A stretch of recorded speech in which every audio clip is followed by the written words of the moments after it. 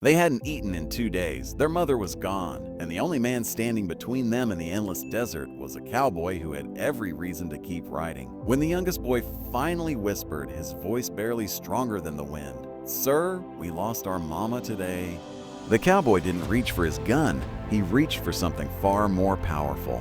The wind moved across the dry frontier like it was carrying secrets. Dust swirled around a broken wagon sitting crooked in the middle of nowhere. One wheel had snapped clean off, the horses were gone. The supplies were nearly empty, and beside a dying campfire sat 3 children who hadn't spoken much since sunrise. Earlier that morning, they had buried their mother. No preacher, no coffin, no proper goodbye.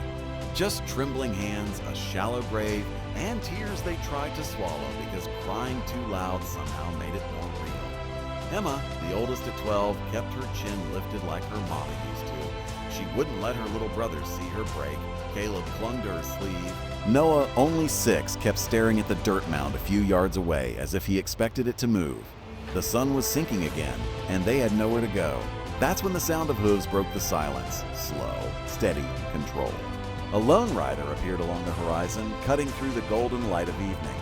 Wide-brimmed hat, dust-covered coat, a face shaped by hard years and harder choices.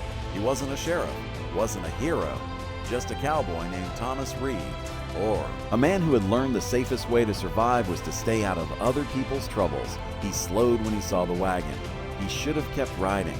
Every instinct told him to. Trouble in the West rarely traveled alone, but then he saw them. 3 small figures sitting too still for children their age. He dismounted carefully, boots pressing into the dirt. Emma stepped in front of her brothers. Thomas noticed the fresh mound of earth. He noticed the empty food sack. He noticed the fear in their eyes. He removed his hat. Boom. "What happened here?" he asked quietly. Silence hung between them. The wind answered for a moment. Then the smallest boy stepped forward. His lip trembled. His voice cracked. "Oh, sir, we lost our mama today." Those words didn't echo across the desert, but they echoed inside Thomas. Because once upon a time he had stood in the same dust with the same hollow feeling in his chest, saying those exact words. He remembered fever taking his own mother, remembered neighbors who shook their heads and closed their doors, remembered learning far too young that sometimes no one comes to help. That memory had shaped him, it had hardened him, it had kept him alive, but it had also left him alone. Thomas swallowed and walked back to his horse. From his saddlebag, he pulled out the last of his bread and dried meat. It wasn't much, it was supposed to last him 2 more days. He handed it to Emma. "Eat first," he said softly, "then we'll talk." Oh, she hesitated. "Are we in trouble, sir?" He looked at her closely, saw the strength she was forcing into her small frame. "You ain't in trouble," he replied. He replied, "You're just in need." That night, Thomas built a proper fire. The boys ate like they hadn't seen food in days because they hadn't. Emma tried to ration it, tried to save some. Thomas gently shook his head. "Tonight you eat." Under the wide stretch of stars, their story came out in pieces. Their father had died last winter, a sickness that moved too fast. Their mother tried to reach family out west. Bandits stole their horses 3 days ago. Supplies ran low. Fever came next. She didn't wake up yesterday morning. Thomas listened. He didn't interrupt, didn't offer empty promises. Sometimes listening is the most powerful thing a person can do. By morning, he faced a choice. He could take them to the nearest town, leave them at an orphan house, ride away, return to his quiet cabin by the river where nobody depended on him. Or he could do something far more frightening, care. He saddled his horse and looked at the children packing what little they had. "Where are we going?" Emma asked cautiously. Thomas paused. He hadn't spoken the words out loud yet. "Home," he said. The ride was slow. He let Caleb sit in front of him on the saddle. Emma and Noah walked beside them when they could, resting often. Thomas didn't rush them. For the first time since their mother passed, the boys asked questions. About horses, about the river, about whether the cabin had a door that locked. "It's got a strong one," Thomas assured them. His cabin wasn't much, 1 main room, a small loft, a stove that smoked if you didn't treat it right. But it had a roof, it had warmth, it had space enough for hope. The first weeks weren't easy.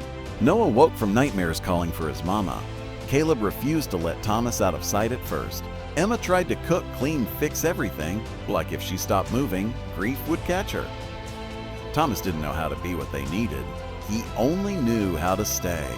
He taught Caleb how to fish at the bend of the river, showed Noah how to brush down a pony without getting kicked, let Emma sit beside him while he mended fences, talking about things that didn't hurt so much. Slowly, the silence changed. It wasn't heavy anymore. It became peaceful. Laughter returned in small pieces, then in bigger ones. Months later, when Thomas rode into town with the children beside him, whispers followed. They ain't his. Oh, you'll regret that. They will slow him down. Thomas heard every word. For years, he would have shrugged and ridden off alone. But this time, he stayed seated in the saddle, calm and steady. "They're under my roof," he said evenly. "That's enough." One evening, as the sun dipped low over the river, Emma sat beside him on the cabin steps. "You didn't have to help us," she said. "I know." "Oh, why did you?" Thomas watched the light stretch across the water. "Because once nobody helped me." Emma slid her small hand into his. You're not alone anymore." Something inside his chest shifted, not pain, not fear, something warmer. Spring arrived gently that year. The land bloomed again. So did the children.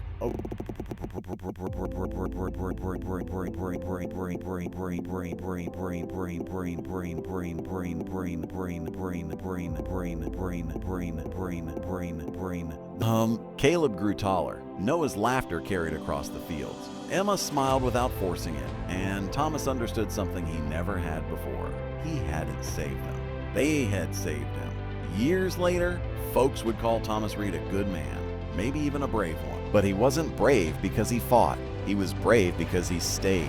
Because when 3 frightened children said, "We lost our mama today," he didn't turn his horse toward the horizon. He turned it toward home.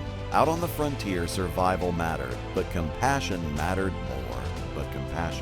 And sometimes the most powerful reply a cowboy can give is simply, "You're coming home with me."